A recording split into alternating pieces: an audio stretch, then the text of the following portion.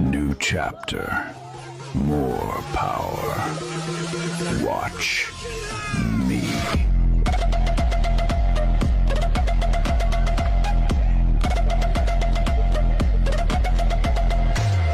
I'm back. Same.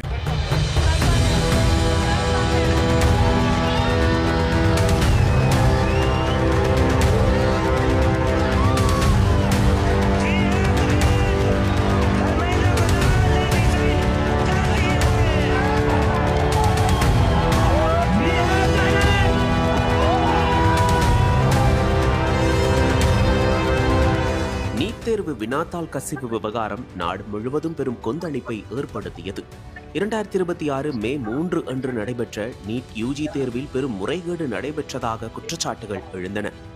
Guest paper என்ற பெயரில் கசிந்த வினாத்தாள்கள் உண்மையான தேர்வு வினாத்தாள்களுடன் பெருமளவு பொருந்தியதாக சிபிஐ விசாரணையில் தெரியவந்தது. இதனால் தேர்வு ரத்து செய்யப்பட்டு மறுதேர்வு நடத்தப்பட்ட நிலையில் மாணவர்கள் மற்றும் இளைஞர்கள் இடையே கடும் அதிருப்தி ஏற்பட்டது. பலர் தங்களது உயிர்களையும் மாய்த்து கொண்டனர். இந்த முறைகேடு மற்றும் நிர்வாக சீர்கேடுகளை எதிர்த்து மாணவர்கள் நாடு தழுவிய போராட்டத்தில் ஈடுபட்டனர். டெல்லியின் ஜந்தர் மந்தர் அருகே கரப்பான் ஜனதா கட்சி தொடங்கிய போராட்டம் நாளுக்கு நாள் வலுப்பெற்றது. லட்சக்கணக்கான இளைஞர்கள் இதில் பங்கேற்று கல்வி அமைச்சர் தர்மேந்திர பிரதான் பதவி விலக வேண்டும் என வலியுறுத்தினர். போராட்டத்தை ஒடுக்க அரசு தரப்பில் பல்வேறு முயற்சிகள் மேற்கொள்ளப்பட்டதாக கூறப்படுகிறது. ஜூலை 20 அன்று நாடாளுமன்றத்தை நோக்கிய பேரணி சென்றபோது போலீசார் நடத்திய கண்ணீர் புகை, தடியடி மற்றும் தடுப்பு நடவடிக்கைகள் பெரும் சர்ச்சையை ஏற்படுத்தின. இந்த சம்பவம் டெல்லி உயர்நீதிமன்றத்தில் வழக்காகவும் மாறியது. இதனால் தமிழ்நாடு, கேரளா, மகாராஷ்டிரா, பீகார், ஹரியானா, ஆந்திரா உள்ளிட்ட பல மாநிலங்களில் போராட்டங்கள் பரவின. சில இடங்களில் ரயில் மறியல், சாலை மறியல், உண்ணாவிரதம் மற்றும் பேரணிகள் நடைபெற்றன. சோனம் வாங்சுக் போன்ற சமூக ஆர்வலர்களும் உண்ணாவிரதத்தில் ஈடுபட்டு ஆதரவு தெரிவித்தனர். இந்த நிலையில் ஒன்றிய அரசு கடும் நெருக்கடிக்கு உள்ளானது.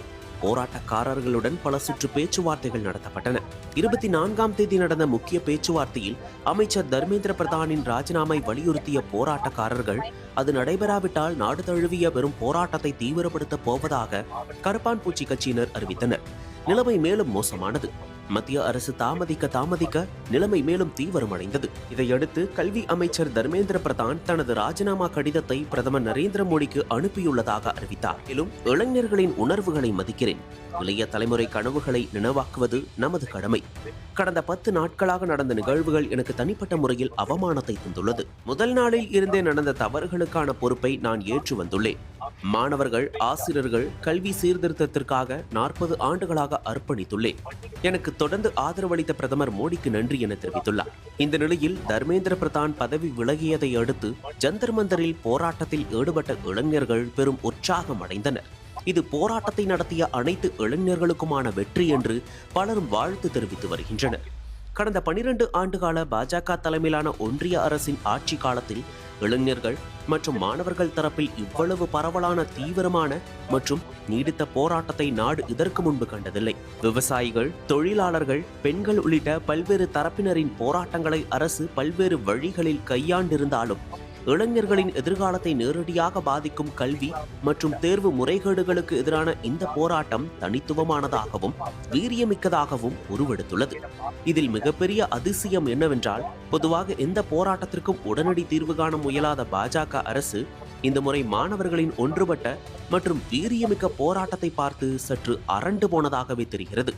இந்த வெற்றி இளைஞர்களின் சக்தியை நாடு முழுவதும் உணர்த்தியுள்ளது. இனி வரும் காலங்களில் இளைஞர்கள் படைதான் இந்தியாவின் எதிர்காலத்தை தீர்மானிக்கும் என்ற அரசியல் செய்தி டெல்லியில் இருந்து தொடங்கி நாடு முழுவதும் ஒலிக்க தொடங்கி இருக்கிறது. 12 வருட ஆட்சியில் இளைஞர்களின் இத்தகைய ஒன்றுபட்ட எழுச்சியை முதன்முறையாக எதிர்கொண்ட பாஜக அரசு இனிமேல் மாணவர்கள் மற்றும் இளைஞர்களின் பிரச்சனைகளை அலட்சியம் செய்ய முடியாது என்பதை இந்த சம்பவம் தெளிவாக உணர்த்தியுள்ளது. டெல்லியில் இருந்து எழுந்த இந்த குரல் நாடு முழுவதும் இளைஞர் சக்தியின் எழுச்சியை ஊக்குவிக்கும் என்று எதிர்பார்க்கப்படுகிறது. இது இந்திய ஜனநாயகத்தின் ஒரு புதிய அத்தியாயத்தின் தொடக்கமாகவும் அமையலாம்.